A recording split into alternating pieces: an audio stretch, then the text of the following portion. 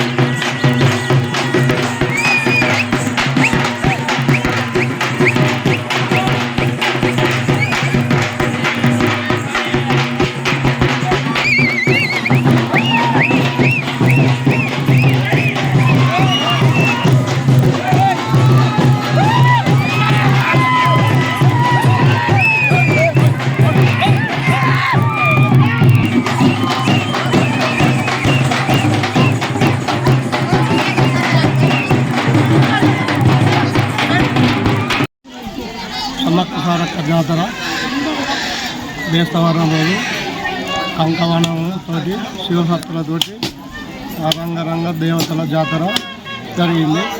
ఈరోజు బుధవారం స్టార్ట్ అయింది.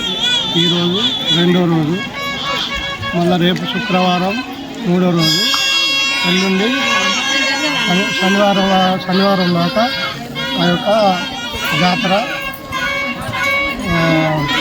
నడుస్తుంది. 2 సంవత్సరాలకు ఒకసారి జాతర భక్తులు ఈరోజు అధిక సంఖ్యలో జనం వచ్చి వాళ్ళు దేవతలను దర్శించుకొని విజయవంతం చేసుకున్నారు. ఇంకా కూడా రాబోయే కాలంలో కూడా ఈ జాతర ఎక్కువ పెరగటానికి ప్రజలందరూ సహకరించి ఈ రోడ్డు కూడా సహకరించి మన ఎమ్మెల్యే సాబు వినోద్ గారు మనకి రోడ్డు పెట్టించి ఇంకా డెవలప్ చేయాలని ఆయనను ప్రార్థిస్తున్నాను. Hi, నేను మీ Satyasri. Please do subscribe TG24 TV.